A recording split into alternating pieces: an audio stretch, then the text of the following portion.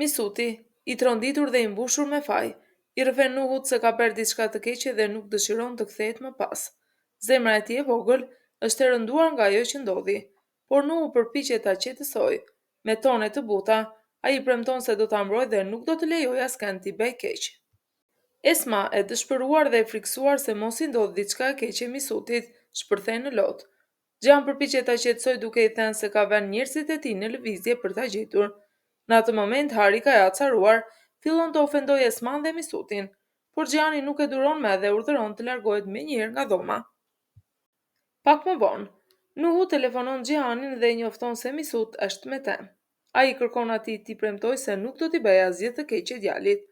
Gjani vendosur i përgjigjet se do ta mbrojë Misutin nga gjithkush dhe se ai veproi ndaj Esatit vetëm nga shqetësimi për motrën e tij.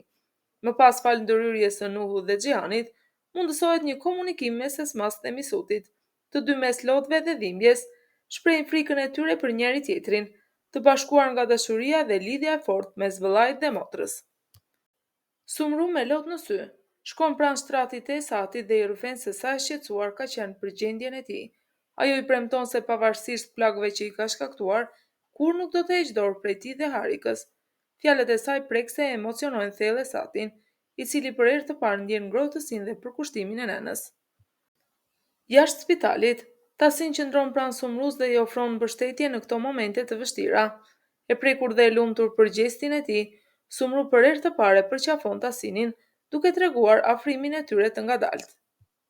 Ndërkohë, Melek dhe Xhehan ulen në një kafene ku diskutojnë se si mund të bindin Tasinin dhe Nuhun për marrëdhënien e tyre. Melek shprehet se do të flasë fillimisht me Tasinin, me shpresën se ai do të bindë Nuhun. Xhehani i vendosur i thotë se do të bëjë gjithçka për të mirën e saj dhe fëmijës që po presin, duke shtuar se tashmen nuk do të kërkojë më pëlqimin as të Sametit dhe as të Hikmetit për vendimet e jetës së tij.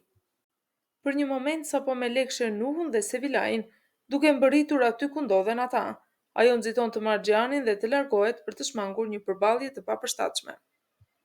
Xhanan, tashmë më e fuqishme, kërcënon Tyrkanin duke i thënë se nuk duhet ta quajë më kolege, por vetëm zonjë, ndryshe do ta pushojë nga puna. Ndërkohë Melek i përgatit një kafe Tasinit dhe me sikletit përpiqet të nisë bisedën. Tasin e kupton se ajo po mundohet t'i thotë diçka dhe e nxit të flasë.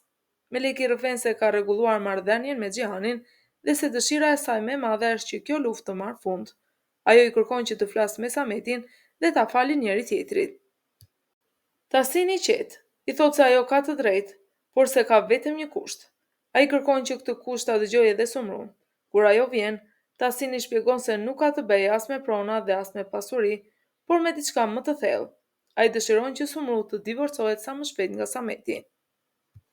Tasin mbledh të gjithë për drek dhe mban një fjalim prekës, duke theksuar se në jetë më e rëndësishme është qetësia dhe lumturia. Ai tregon Nuhut se kanë vendosur t'i japin fund armiqësisë me Sametit dhe familjes së tij. Por Nuhu i acaruar këmbgul se nuk do ta pranojë kur Xhehanin pranë Melekut.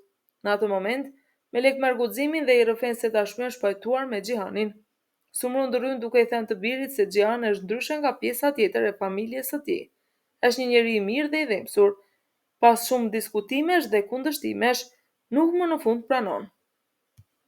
Melek e lumtur vrapon të ndaj lajmin me Xhehanin.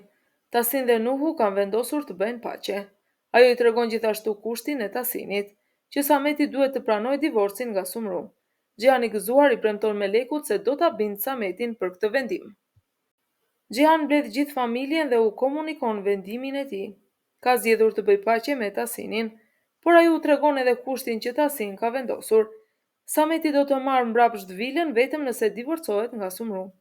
Fillimisht Samet kundërshton me zemërim, por Xhehani kërkon ta pranojë për të ruajtur pasurinë e familjes.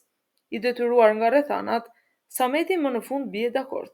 Hikmeti përpiqet të bindë që të mos ndahet nga Sumru dhe që Tasin të mbetet i pakënaqur, por Sameti përgjigjet se nuk ka zgjedhje tjetër.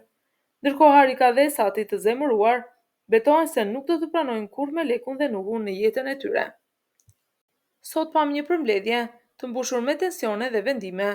Xhehani kërkoi paqe me Tasinin, por kushti që ai vendosi ishte divorci i Sametit nga Sumru.